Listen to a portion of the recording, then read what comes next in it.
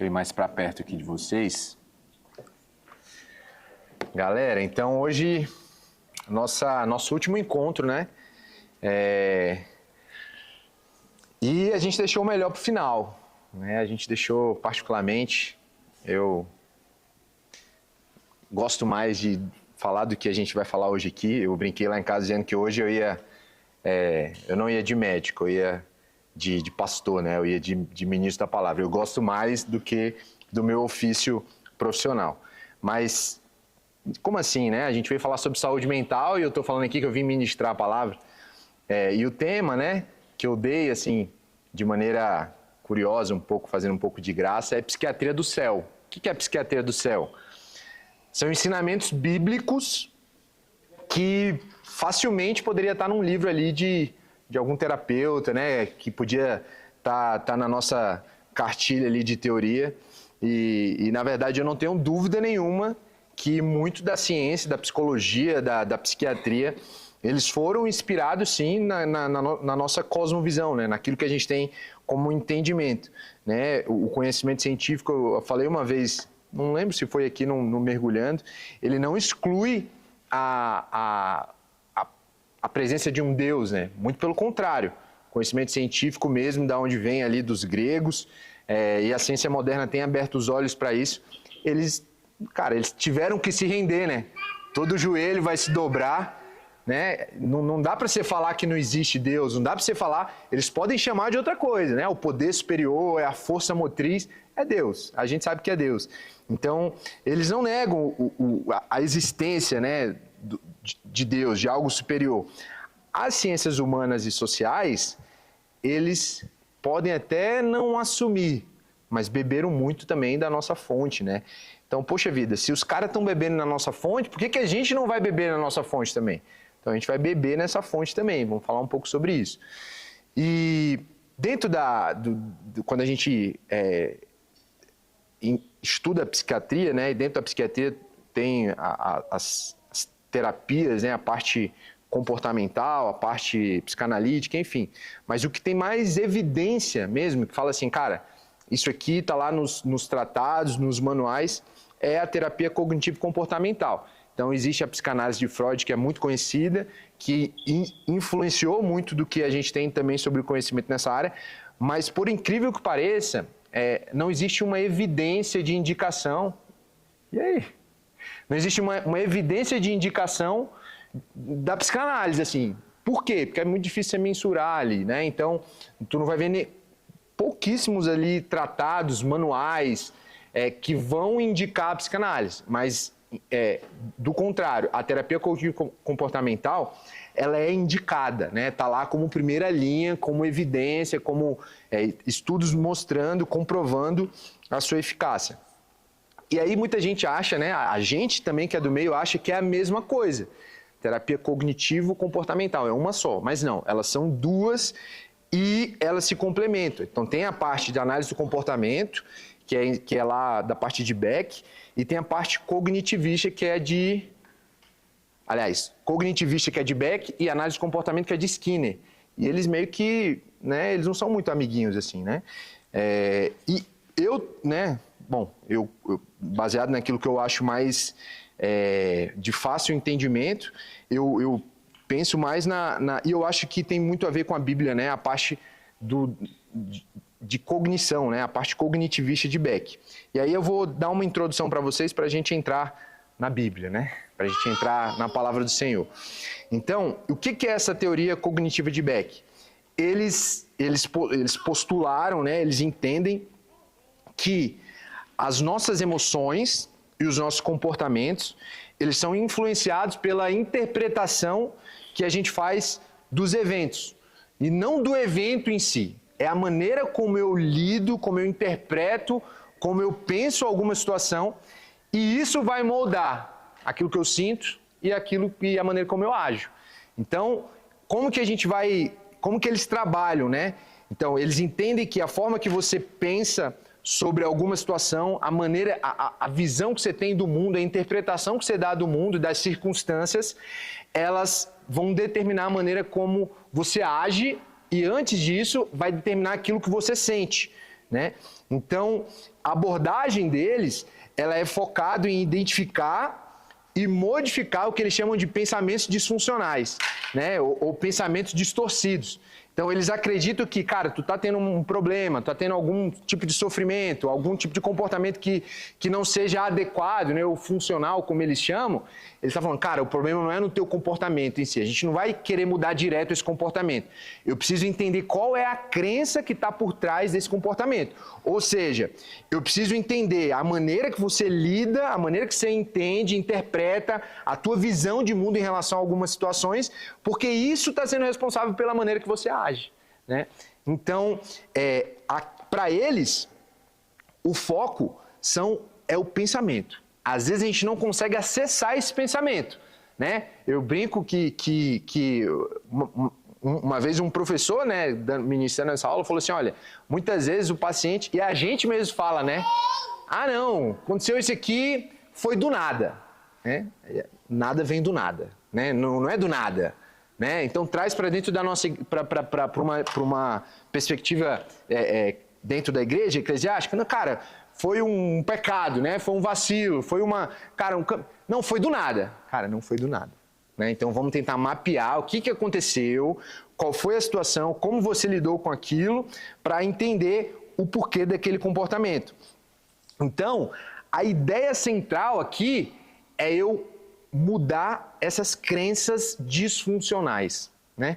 É eu entender essa crença, eu entender como você enxerga, e aí ele vai para crenças centrais, né? São crenças ali que fazem parte dos teus valores, dos teus costumes, para tentar acessar aquilo e mudar. Beleza? Ficou claro como é que a parada, como é que eles regem as coisas?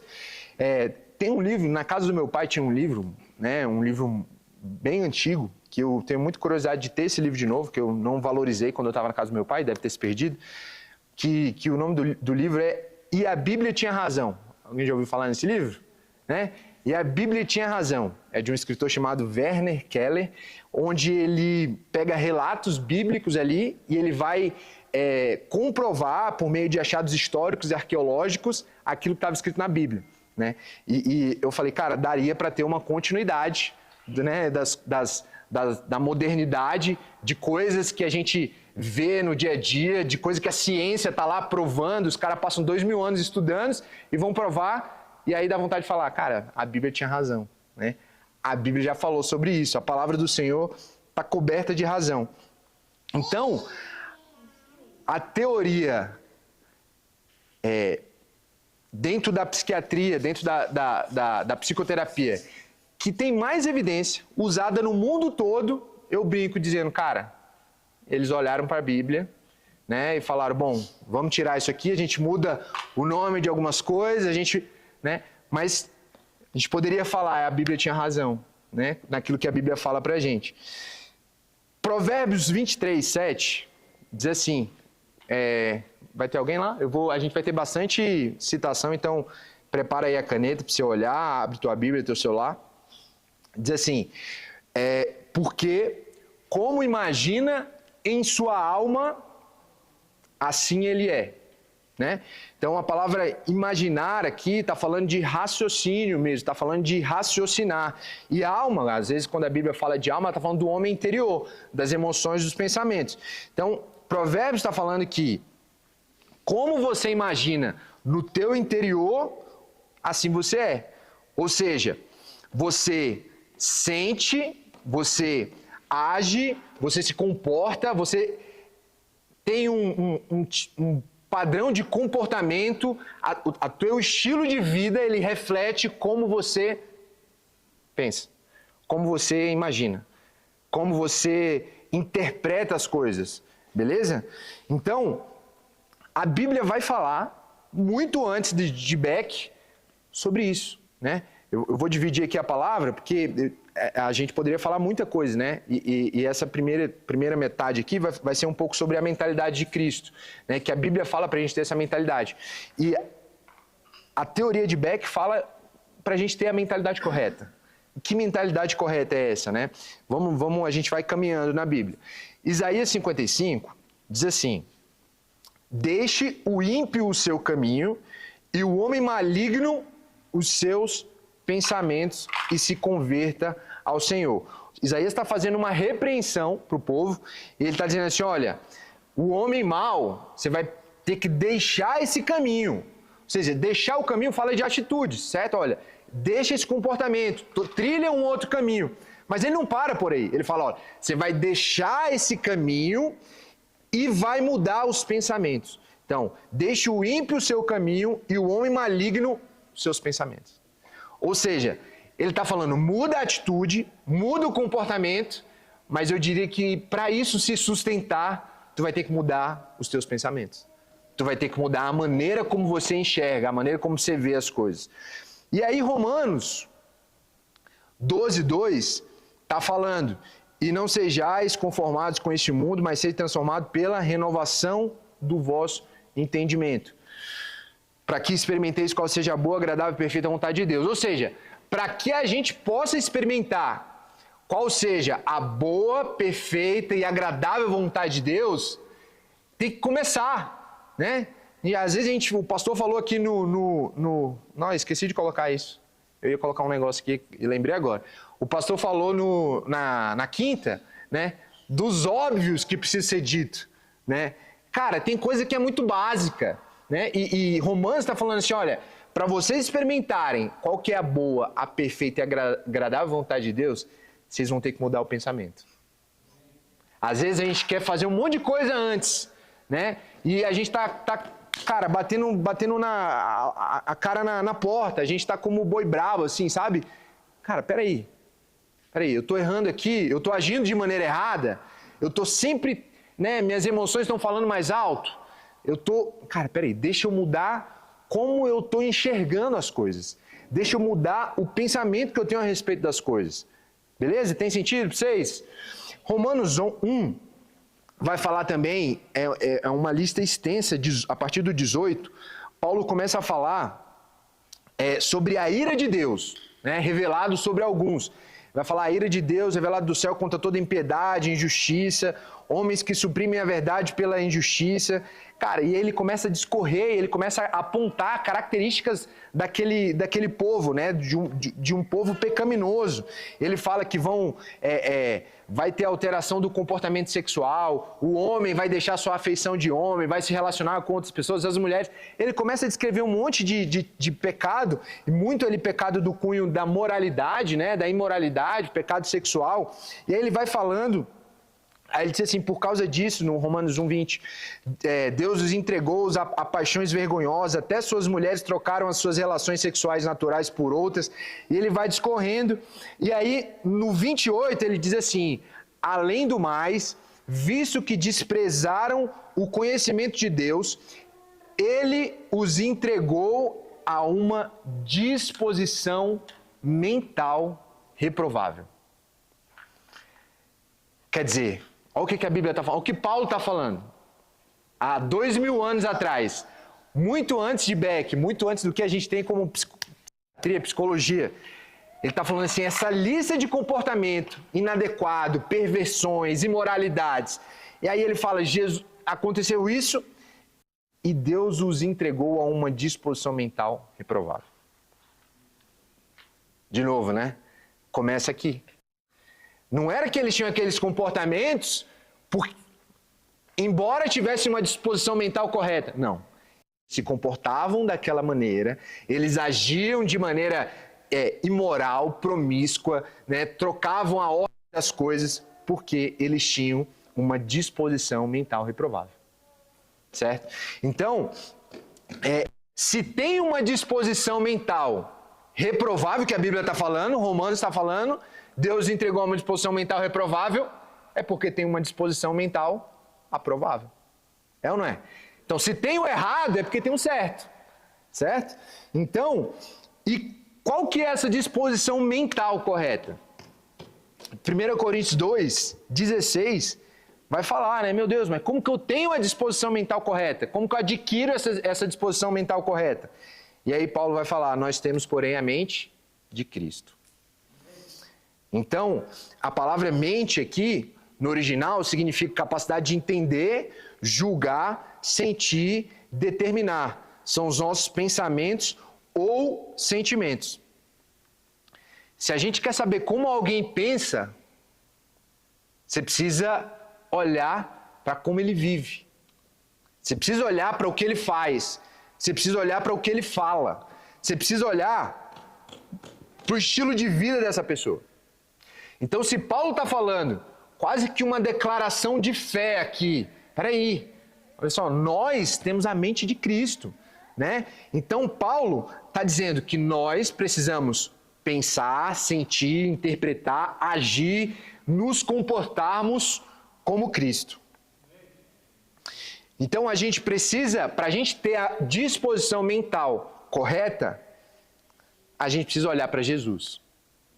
A gente precisa olhar para Jesus e, cara, por isso que a Bíblia ela é uma fonte inesgotável. Por quê? Porque você vai ler os evangelhos, pode ler todo ano, várias vezes no ano, tu vai sempre ser ministrado, tu vai sempre ser tocado, o Senhor vai sempre... E tu vai sempre aprender mais de Jesus. É uma fonte que não cessa. Então a gente precisa olhar para Jesus, porque através de Jesus eu vou saber como pensar, como me portar. Eu vou saber viver essa vida de maneira melhor. Beleza?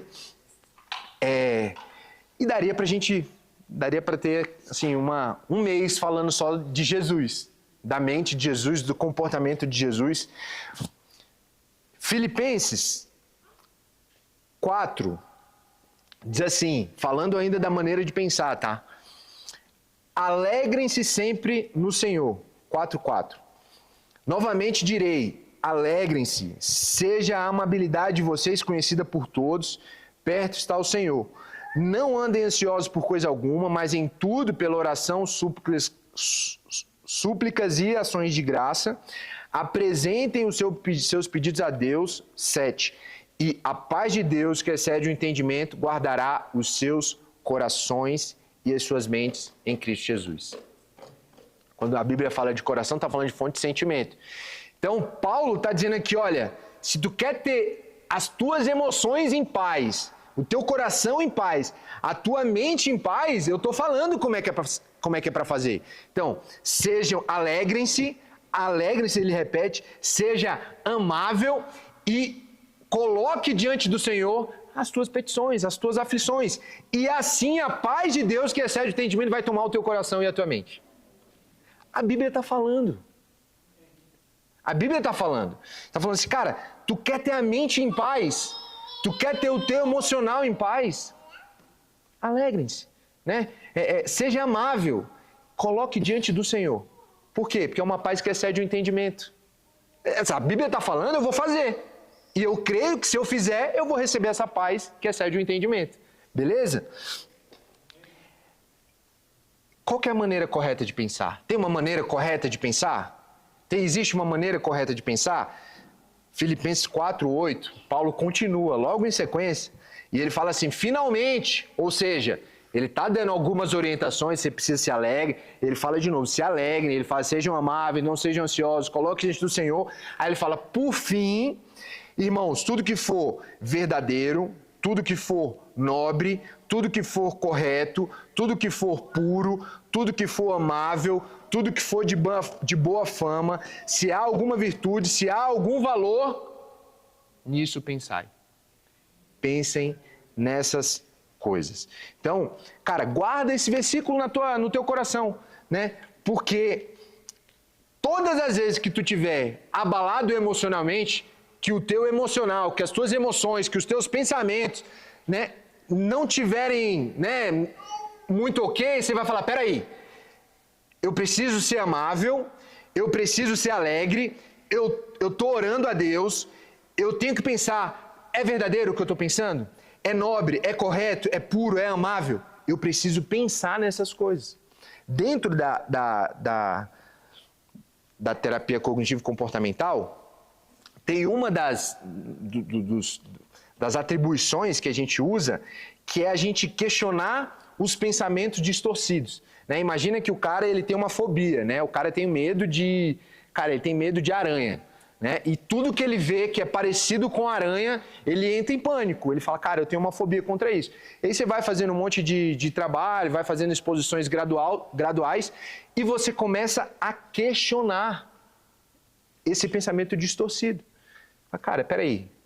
Tá, beleza, tu pode ter medo de aranha, mas um bombril, né? Pô, de longe pode parecer uma aranha, mas não é uma aranha. Né? E aí você começa a confrontar com dados da realidade. Peraí, meu irmão. Beleza, tu tem medo de aranha, mas aranha é aranha, bombril é bombril. Né? Então tu começa a trazer dados da realidade para aquele cara começar a mudar o pensamento e diante disso mudar aquele comportamento. E a gente pode fazer isso também. A gente pode colocar Filipenses 4:8 anotado no nosso... Cara, aonde você quiser. E peraí, cara, minha mente não tá legal, eu não tô bem emocionalmente. O que tá passando pela minha mente? Né? Eu tô pensando naquilo que é verdadeiro? É verdade o que eu tô pensando? É nobre? É correto? É puro? É amável? É de boa fama? Isso está permeando a minha mente? Isso está permeando o meu coração? Porque se não tiver, deixa eu voltar para isso aqui. A Bíblia está falando, Paulo está falando, deixa eu voltar para isso aqui. Ele está falando, tem uma maneira de pensar, beleza? Tem uma maneira correta de pensar. E a gente precisa olhar para Jesus e a Bíblia está falando. Como é essa maneira correta de pensar? Amém? Glória a Deus. E aí, a gente vai para um segundo tópico, uma segunda parte, que é... Essa primeira parte a gente falou um pouquinho sobre, né, esses pensamentos, né, a maneira correta de pensar, como a gente deve pensar sobre esses problemas que a gente muitas vezes tem na mente. E eu trouxe alguns pontos aqui que eu acho que é importante, que a Bíblia nos ensina e que eu acho que a gente tem que ter como regra de vida para a gente ser emocionalmente saudável, beleza? Pode parecer um pouco, eu vejo muita coisa que a gente vê por aí, pessoas fazendo mau uso da palavra do Senhor, principalmente na internet, não necessariamente ministros, né? Mas sei lá, velho, às vezes psicólogo, às vezes coach, essas coisas, e eles distorcem a palavra do Senhor. E aí a gente olha para aquilo, muitas vezes para aquele princípio, e a gente fala, putz, isso aqui é papo meio de, cara, mas às vezes o mau uso das coisas não significa que as coisas sejam más, entende? O fato de pessoas usarem de maneira inadequada ou fazerem mau uso de algumas coisas não significa necessariamente que aquilo é ruim. E uma das características que eu acho que é muito importante é a gente ser grato, né? É a gente ter gratidão, né? A gente usa meio que piada, né? Hashtag gratidão, gratitude. Mas, cara, tem sentido isso. Por que tem sentido? Por que eu estou falando que tem sentido? Porque a Bíblia está falando isso. Em 1 Tessalonicenses 5,18 fala assim, porque em tudo dai graças, porque essa é a vontade de Deus em Cristo Jesus para convosco. Cara, e por que a Bíblia está mandando a gente dar graça? Mas como assim eu vou dar graça? Às vezes eu vou estar passando por situações em que não é para dar graça, né? A gratidão, assim como a alegria que Paulo fala, alegrem-se no Senhor. Salmo 51 fala de alegria, né? Restaura-me a alegria da salvação. Tanto a gratidão para nós que temos uma cosmovisão bíblica cristã, a gratidão e a alegria, ela faz parte de você entender que aquilo de mais valioso que você poderia receber nessa terra, você tem e foi te dado de graça. Então, eu sou grato, não é porque eu quero entrar na moda, na trend da moda, não. Eu sou grato porque eu entendo que aquilo que a vida poderia me oferecer de mais importante, aquilo que eu poderia ter de mais importante nessa terra, foi me dado de graça. Cara, se aquilo que a gente tem de mais importante foi nos dado, a gente já tem, se você conhece Jesus e você aceita Ele como teu único suficiente Salvador, e você sabe que você tem a vida eterna ao lado dele, qual é o motivo que você tem para não agradecer? Fala para mim. Ah não, porque eu tô... meu cartão venceu. Cara, é muito pequeno. Amém? Venhamos e convenhamos, né? Então, a gente entender que, cara, isso é muito valioso, né? Um Deus que deixou o trono dele, morreu na cruz, para nos dar de graça. Que, filho, assim, tu precisa só aceitar. Isso é gratidão. É esse coração grato que a gente precisa entender, que a gente precisa ter. Essa é a gratidão que as pessoas às vezes fazem mau uso. Né? Não, agradeça pelo dinheiro que você tem. Também, tudo bem, não tem problema. Mas a essência da gratidão é isso aqui, é a vida eterna. É entender que nós temos algo que a gente não poderia comprar. a gente tem algo que a gente não poderia alcançar. A gente tem algo que nos foi dado, né? Só que foi nos dado de graça, mas alguém pagou um preço caro por isso. Beleza? Alguém pagou um preço caro. Então, quando eu entendo que o meu tesouro de valor, né, o meu tesouro de maior valor, é uma dádiva. O que é uma dádiva? É aquilo que é ofertado por Deus.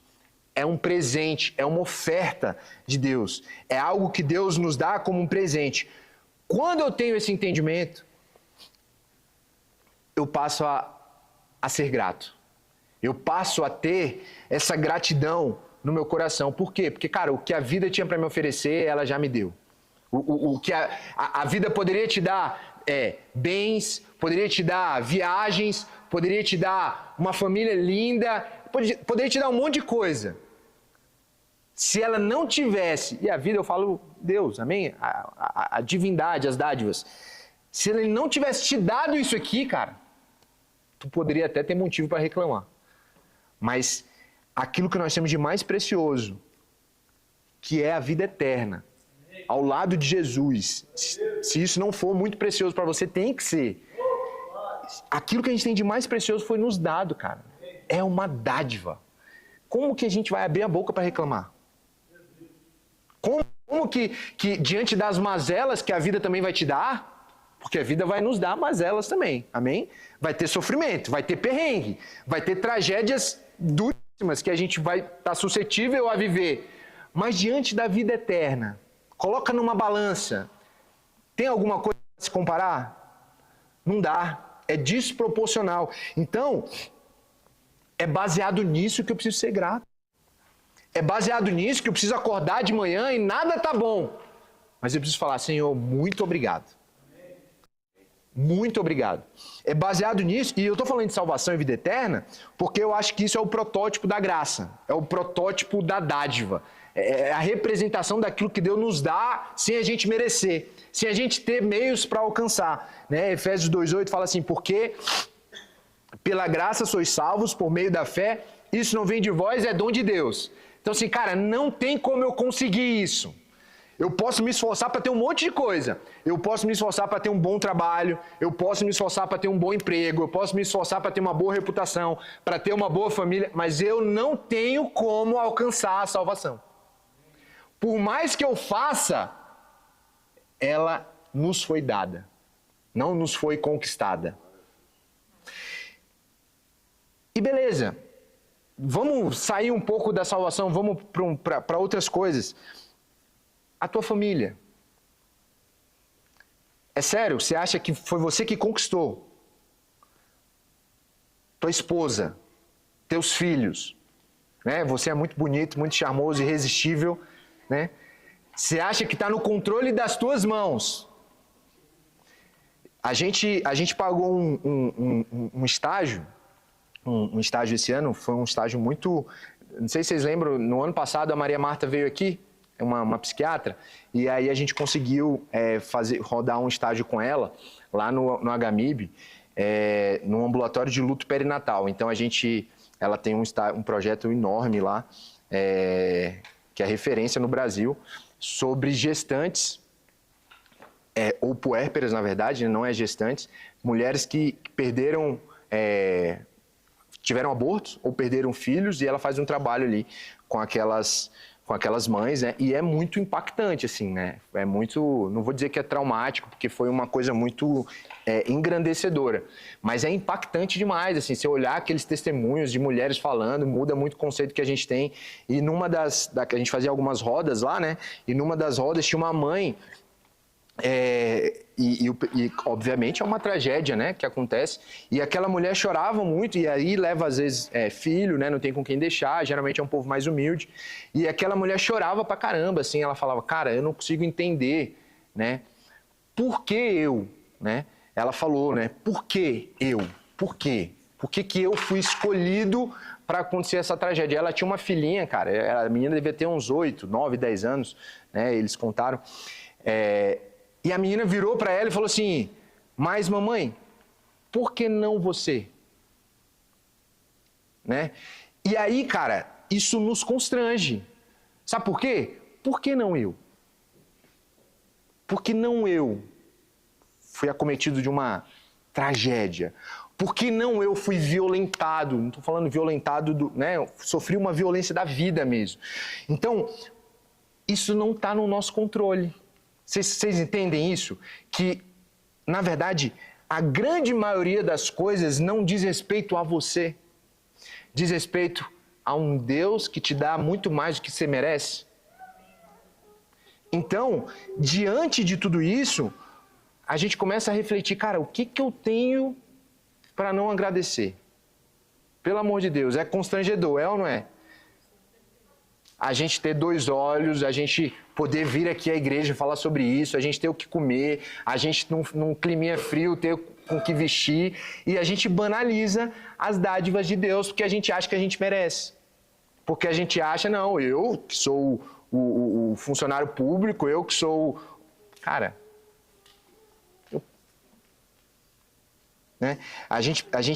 Então, ter esse entendimento, entender, cara, que nós somos rodeados de dádivas nessa vida, independente daquilo de ruim que acontece, é para você amanhecer todo dia com um sorriso na cara, né? É para você amanhecer todo dia e falar, Jesus, muito obrigado, que a vida já me deu muito mais do que eu mereço, muito mais do que eu pedi, né? Então, ser grato, queridos, eu acho que é um exercício, tá? Porque a gente é inclinado para o mal. A gente é inclinado a ser murmurador, tá? Não vem achando que você é o rei da gratidão, não, porque eu sei que quando a coisa sai minimamente do controle, a gente, né, é meio rabugento, assim. Eu acho que ser grato, ter esse entendimento, é extremamente importante para tu ter um emocional saudável. Sabe? Para diante das coisas que vão acontecer na tua vida, tu ainda tem motivo para agradecer. Filipenses 2:3 diz assim, nada façais por contenda ou por vanglória, mas por humildade. Cada um considere os outros superiores a si mesmo. Eu entendo também que ser grato e ser humilde também te ajuda a ser emocionalmente saudável. Tá? Romanos 12:3 diz assim... Pela graça que me foi dada, digo a todos vocês, ninguém tenha de si mesmo um conceito mais elevado do que deve ter. Pelo contrário, tenha um conceito equilibrado de acordo com a medida da fé que Deus lhe concedeu.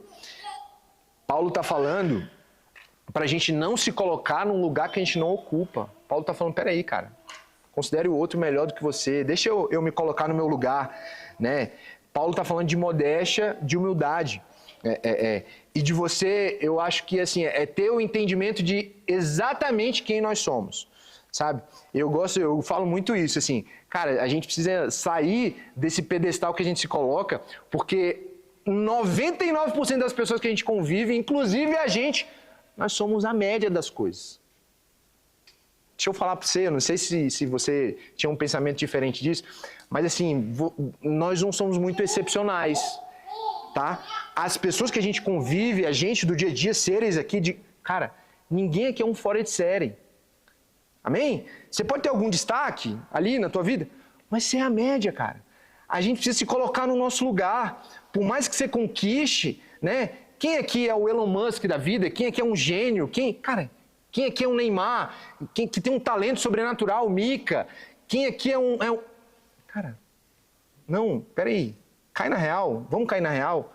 A gente cara, de pele e osso aqui, a gente é a média das coisas. E essa humildade faz a gente entender, voltando ali, que mesmo nós sendo, entre aspas, medíocres, olha o que a gente consegue obter. Olha o que Deus consegue nos dar. Olha o que Deus nos capacita a fazer. Vocês entendem? Assim, que essa humildade, cara, ela é importante, né? Eu brinco dizendo que, cara, todos nós aqui, a gente tudo é farinha do mesmo saco. Né? Não olha pro teu irmão que vacilou e você fala, não, cara, peraí, né? Podia ser tu, podia ser eu. A palavra do Senhor fala, né? Quem está de pé tem que vigiar para que não caia. Então, e aí, cara, quando a gente se acha justo demais, quando a gente se acha santo demais, quando a gente se acha bom demais, a gente recebe a vida como se a gente fosse um credor, entende? E a dádiva, ela deixa de ser uma dádiva e passa a ser uma justiça. Não, peraí, eu tenho o que eu tenho porque eu mereço, né? E aí, quando a gente olha dessa forma, quando a gente... quando as coisas ruins acontecem, a gente se acha injusto. Por quê? Porque a vida precisa dar pra gente só coisas boas. Porque a vida precisa dar pra gente uma vida perfeita. Eu não posso adoecer. Lá em casa ninguém pode adoecer, não pode ter crise financeira. Por quê? Cara, não, peraí. Por que não eu? Aquela menininha de 8 anos, né? Por que não? Né? E quando a gente se coloca quando a gente desenvolve um caráter humilde, a gente aceita essas situações da vida com humildade. Ela se empolga. Lucas 18:10 vai dizer assim: 2 homens subiram ao templo para orar, um fariseu e outro publicano. O fariseu, estando em pé, orava consigo dessa maneira: ó Deus, graças te dou, porque eu não sou como os demais homens, roubadores, injustos, adúlteros, nem ainda como esse publicano. Jejuo 2 vezes, dou o dízimo de tudo quanto possuo. O publicano, porém, estando em pé, de longe, nem ainda queria levantar os olhos ao céu, mas batia no peito, dizendo: ó Deus, tem misericórdia de mim, pecador. Digo-vos que este desceu justificado. Estou falando de um ali que tinha motivos, né? Para falar, pô, eu sou bom. Né? E o outro falou: Jesus, tem misericórdia de mim. Isaías 64:6 vai dizer que todos nós somos como o imundo e todas as nossas justiças são como trapo de imundícia. Sabe quando você se sente santão, justão? Né? A palavra do Senhor diz que as nossas justiças são como trapos de imundícia. Lucas 17:7-10, cara, é um dos textos que eu amo demais, assim, porque eu gosto de ler isso aqui para falar comigo, né? Qual de vós, tendo um servo lavrando ou apacentando, a quem vindo ele do campo logo dirá: chega e assente-te à mesa, e não lhe diga antes: prepara-me a ceia, cinge-te, serve-me, até que tenha comido e bebido, depois comerás e beberás tu? Porventura dá graça a tal servo, porque fez o que lhe foi mandado? Creio que não. Assim também vós, quando fizeres tudo o que for mandado, dizeis: somos servos inúteis. Quando você é santo, quando você é justo, quando você é bom, quando você é próspero, quando você faz o que é correto, quando você faz o que é amável, quando você é um cara ético, quando você é um exemplo, a gente não passa de servo inútil. A gente está fazendo só o que devia ser feito. Amém? E essa disposição mental, entender isso, cara, isso é bom demais. Porque você sempre vai estar no teu lugar. Quando você está querendo sair um pouquinho, aí a gente lembra assim: cara, eu sou um servo inútil. Porque muitas vezes eu faço esperando, né? Muitas vezes o que vocês estão vendo é só a carcaça, mas ninguém sabe o que está dentro. Então, eu sou um servo inútil. Salmo 51:5, Davi fala, né? Eis que em iniquidade fui formado, em pecado me concebeu a mãe.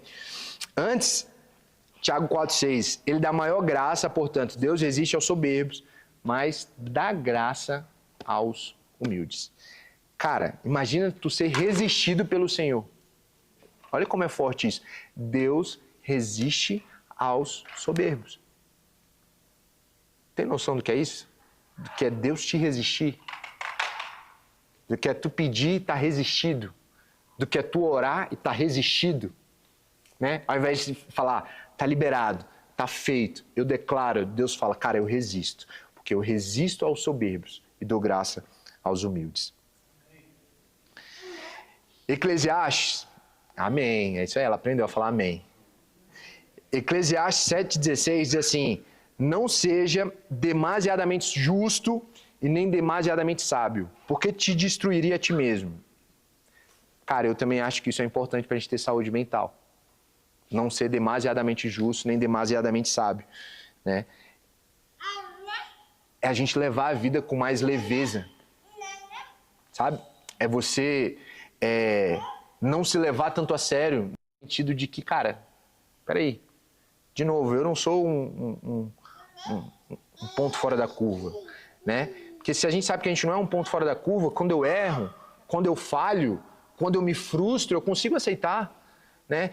Mas quando a gente chama isso de rigidez cognitiva. Cara, eu sou rígido aqui, ó. Então aqui eu programei e quando não acontece isso, isso é gerador de problema. Quando não acontece, cara, eu desabo, eu desestruturo.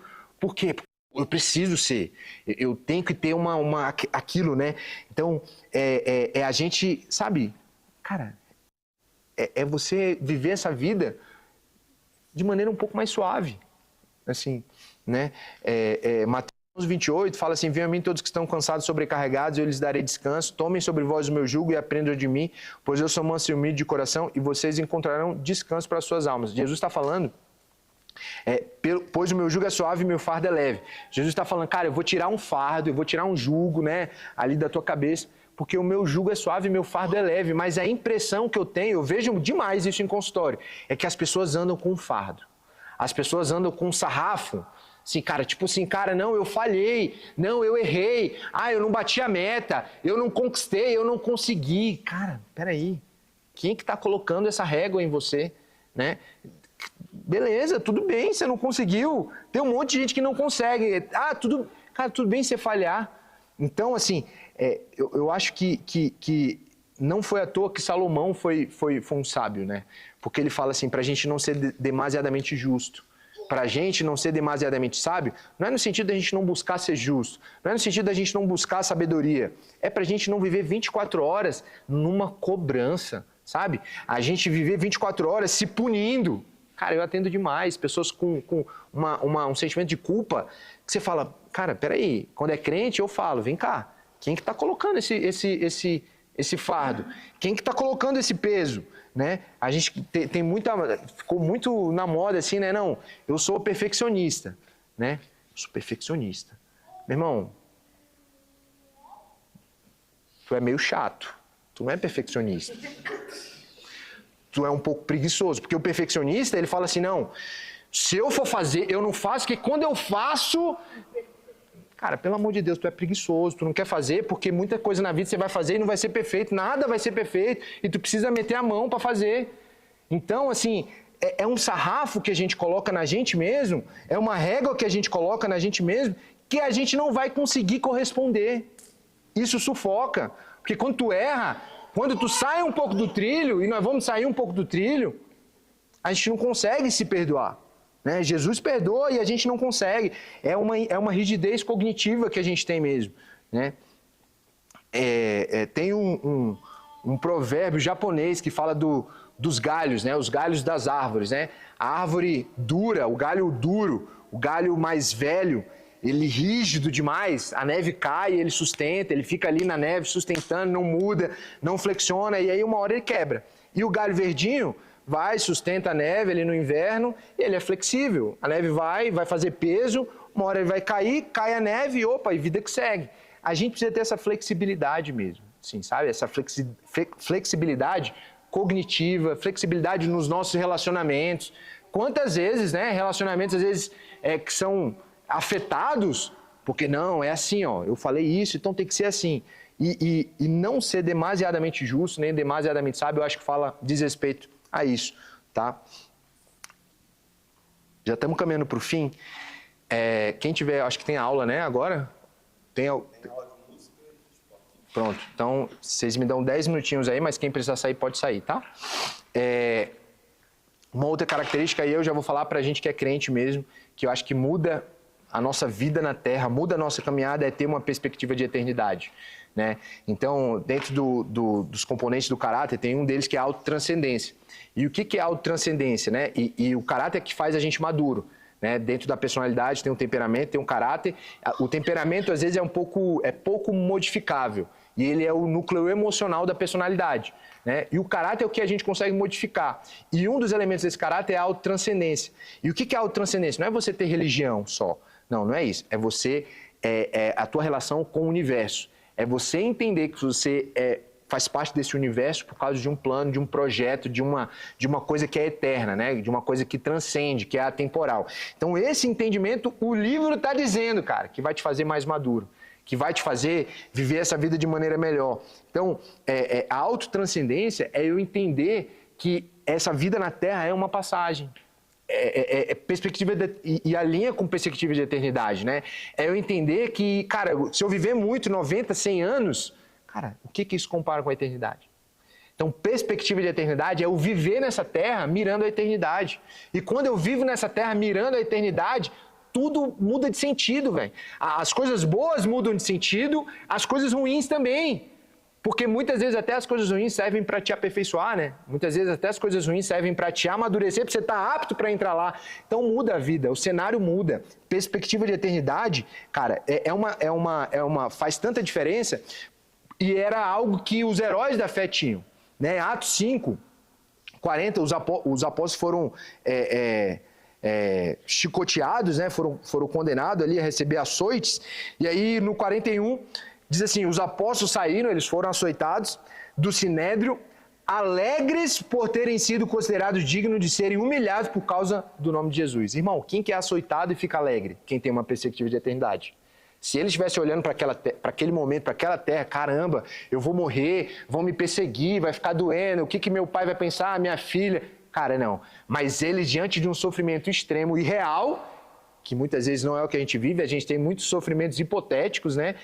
No campo da nossa imaginação. Diante de um sofrimento real, eles ficaram alegres. Cara, o que é isso? Perspectiva de eternidade. Quando tu tem essa perspectiva de eternidade, as coisas nessa terra são mero detalhes. Amém? E aí eu citei aqui Estevão também, que antes de morrer estava ali sendo apedrejado, o cara fala assim, eu não considerem culpados deste pecado. Quer dizer, é alguém que estava ali, cara, sofrendo algo real. E ele, diante daquele sofrimento, ele estava orando, intercedendo por alguém que estava condenando ele.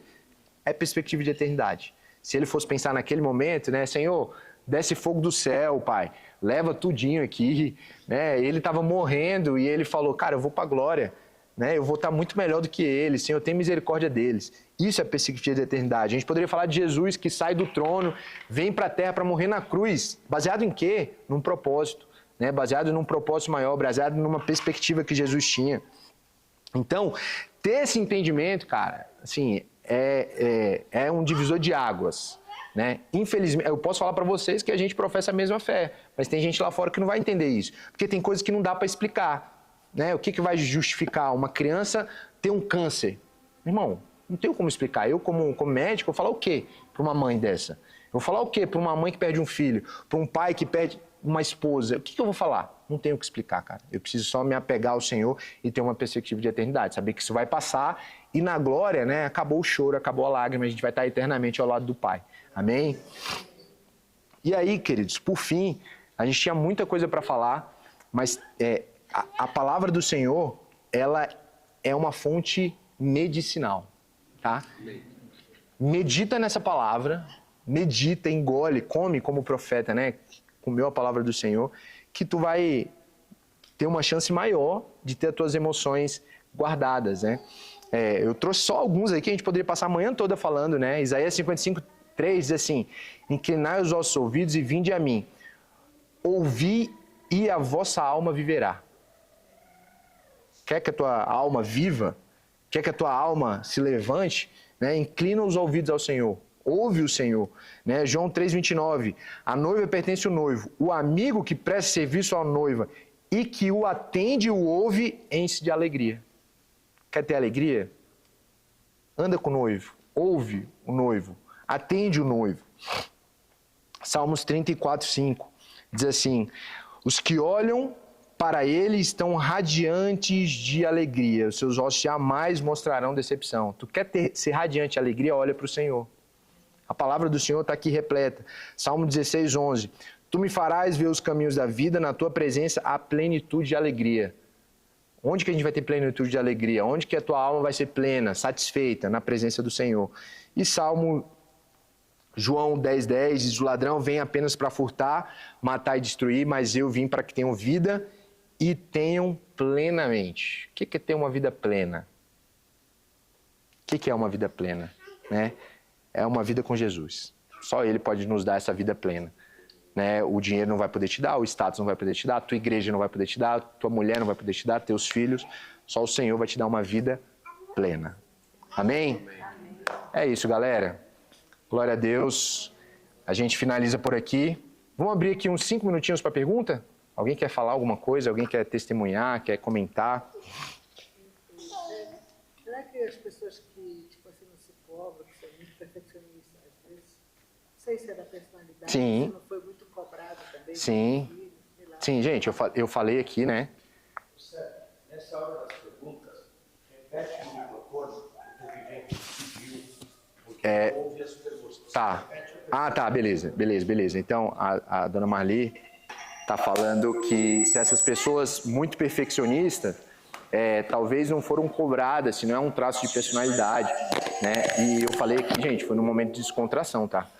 Eu chamei o perfeccionista de chato. Mas, com certeza, é um traço, é uma característica, sim, né? Da personalidade, às vezes do caráter, sim. Mas eu costumo falar, nós estamos no meio de igreja, certo? Cara, Jesus é maior do que tudo. Jesus é maior do que teu traço de caráter, de personalidade. Jesus é maior do que tudo. Então, eu estimulo a gente fazer cursos, né? Às vezes dentro de igreja, né? A gente teve um projeto de homens aqui no Brasil que ficou muito famoso, né? Tudo bem, eu não vejo problema nisso. Mas a Bíblia, cara, a Bíblia está te falando ali. Jesus é muito maior. Jesus tem capacidade para te libertar. Jesus tem capacidade para te ensinar, para te ministrar. A Bíblia está falando, não seja demasiadamente justo nem demasiadamente sábio. Então, tem sim, é um traço sim dentro do teu construto de personalidade. E, cara, talvez no mundo a gente, né, não muda, mas para o Senhor a gente é quebrado e refeito, né? Então é possível sim a gente mudar, é possível a gente melhorar, com certeza. Você falou dentro da personalidade tinha 3, caráter...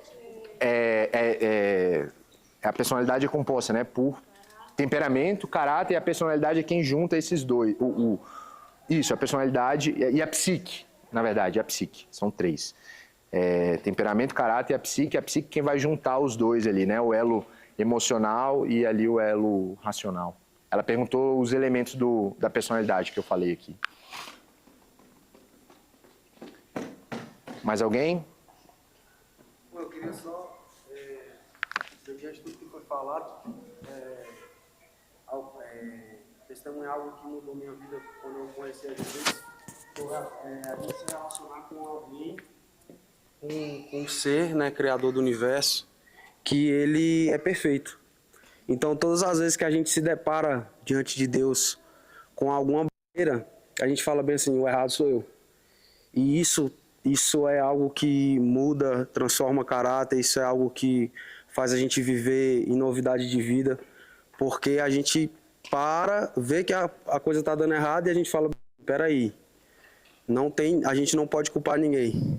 A gente tem que buscar o Senhor e entender o que a gente está fazendo de errado para a gente corrigir. Então, acho que a palavra de hoje veio muito em cima disso, é algo que mudou minha vida.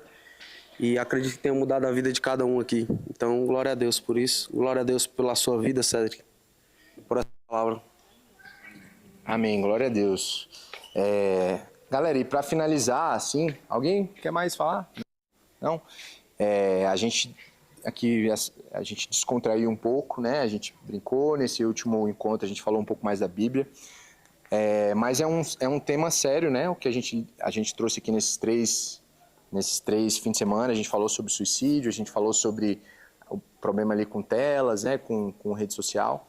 E o intuito da igreja abrir essas portas para a gente aqui é a gente ter conhecimento. É a gente ter conhecimento, né, a gente não negligenciar isso, porque muitas vezes a igreja negligenciou. É muito comum eu atender, toda vez que eu atendo crente, cara, é muito difícil porque o crente se culpa, né? Nunca vi doente se culpar, mas o crente, ele se culpa. E por que ele se culpa? Eu acho que isso é responsabilidade da igreja. Durante muito tempo a gente olhou para essas pessoas adoecidas com um X, né? Tipo, cara, é pecado, é falta de Jesus e tal. Então, se abram para isso, né? Em nome de Jesus, que o Senhor venha restaurar as emoções de vocês, que o Senhor venha com cura sobre vocês. Mas, cara, pode ser que Deus use a medicina para curar também. Pode ser que Deus use a medicina para curar. Então, se abram para isso, né? Não sofram sozinhos. A igreja, ela é igreja porque a gente tem uns aos outros, né? Ontem a gente estava falando no grupo, na reunião dos homens. E é legal ter essas ministrações aqui, é legal ter o culto, mas a gente é igreja nos relacionamentos. né? A gente, a igreja, é na mesa, é no dia a dia, amém? Então, eu estou aqui para servir a igreja e se abram para isso, tá? Não deixem o inimigo levar mais do que ele pode, né, causar assim, diante das adversidades que a gente tem nessa vida, né? Então, era isso que eu queria falar para vocês também. Vai lá, pequenininho. Não, é só porque quando fala dessa questão de culpa, é uma coisa que já me roubou muito. E não só eu acho que é culpa, pode ser, né, meio que culpa da igreja, assim, como esse estigma, mas também eu acho que é muita falta de informação, falta de Bíblia, falta de palavra. Porque a palavra te dá exatamente as armas, né, o conhecimento para você poder se livrar dessa culpa. E uma vez que a culpa, no meu caso, me paralisava. Então eu acontecia qualquer situação e eu ficava presa naquele ciclo de culpa que não me fazia avançar. A partir do momento que eu entendi que eu poderia me colocar no local de arrependimento, falar, Senhor, ok, vamos para frente. Isso mudou minha vida. Então, isso também foi só a partir do meu coração ficar mais aberto para a palavra de Deus. E não apenas receber o que está no púlpito, né? É você ter a sua intimidade e o seu tempo ali. Então, que Deus possa nos livrar mesmo de toda a culpa. A gente falou aqui durante todo esses encontros, né, que eu não acho que a gente tá isento de poder viver algum tipo de problema desse tipo, mas eu tenho certeza absoluta que quando a gente vive uma vida de verdade, né, vida de verdade com Jesus, né, a gente não está isento.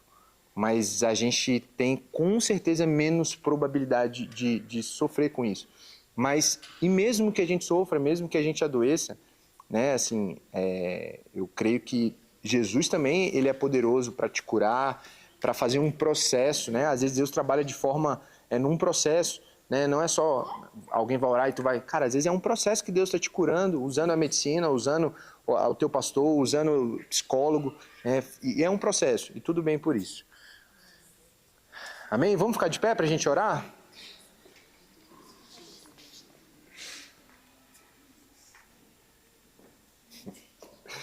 Amém. Pai, nós queremos te agradecer, Jesus, por esse momento. Queremos te agradecer, Pai, por tudo que foi falado aqui, Jesus. Guarda, Pai, essas palavras em nossos corações. Guarda, Senhor, na nossa mente. Eu quero te pedir, Pai, pela tua igreja, Senhor, pela Bola de Neve de Brasília. Pai, que o Senhor venha, Senhor, com a tua cura, Senhor, sobre nós, sobre obreiros, sobre membros dessa igreja, meu Deus. Vem livrando, Pai, de toda enfermidade nas emoções. Vem livrando, Senhor, em nome de Jesus, de todo vício. Vem livrando, Senhor, de todo comportamento, Pai, patológico, problemático. No nome de Jesus, Pai, vem com tua mão sobre nós, Senhor. Nos dá um domingo na tua presença, Pai. Prepara esse ambiente, Senhor, para que nós possamos te adorar mais tarde, Senhor. Nos leva em paz, em segurança, Senhor. E desde já nós te agradecemos, Pai, pela tua presença aqui, Senhor. É o que nós pedimos, Senhor, e te agradecemos em nome de Jesus. Amém. Amém. Glória a Deus.